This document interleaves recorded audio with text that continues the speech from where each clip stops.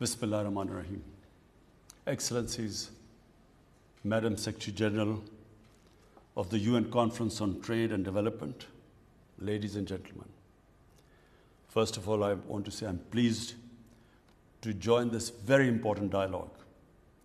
Secondly, I want to congratulate Barbados for holding this conference. There are four issues I want to talk about, Madam Secretary General.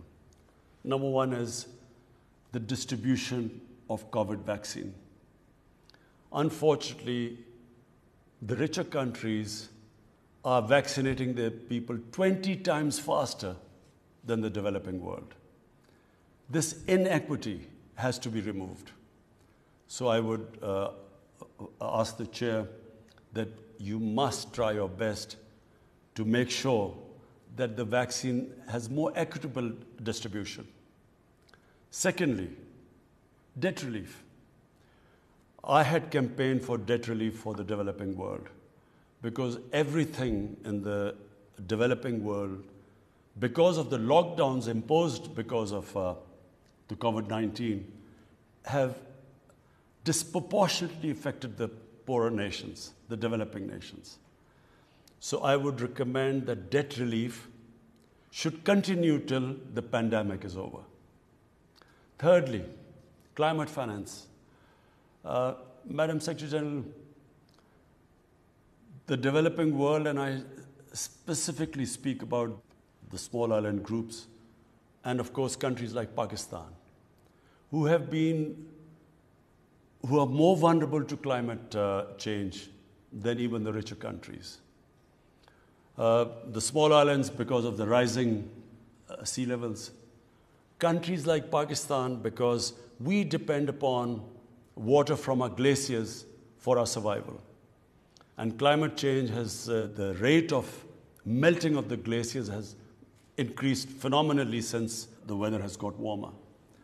So I would request that the richer countries contribute in climate finance and especially help those countries whose contribution to carbon emissions are minimal and yet are disproportionately affected by climate change.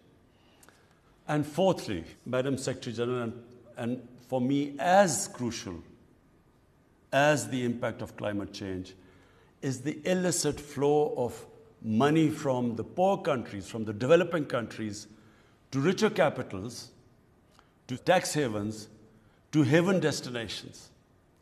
According to the Fact-I panel, $7 trillion are parked in these tax havens and haven destinations. And also, annually, $1 trillion leave the developing countries towards these safe havens. And this plunder is taking place because of the corrupt ruling elites of the developing world. Madam Secretary General, this is a huge crisis. In the coming years, this is going to get worse. This has to stop. And the only way it will stop is if the recommendations made by the Fact-I panel should be implemented. Unfortunately, the richer countries, which can do something about it, unfortunately, there is no incentive or motivation to do anything. What it is doing is that it is crushing the people in the developing world. Not just because the money is siphoned off, which should be spent on human development, but because when the money leaves their countries, it affects their currency, which devalues, which then leads to inflation, causes poverty.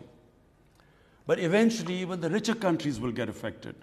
Because right now, what you see of economic migrants is a trickle. People dying to get to richer countries. But if this inequality, which is the rich, this is causing the gap between the rich and the poor countries increasing, and between the rich and the poor countries increasing. If this trend continues, the richer countries will have to build walls to keep out the hordes of economic migrants.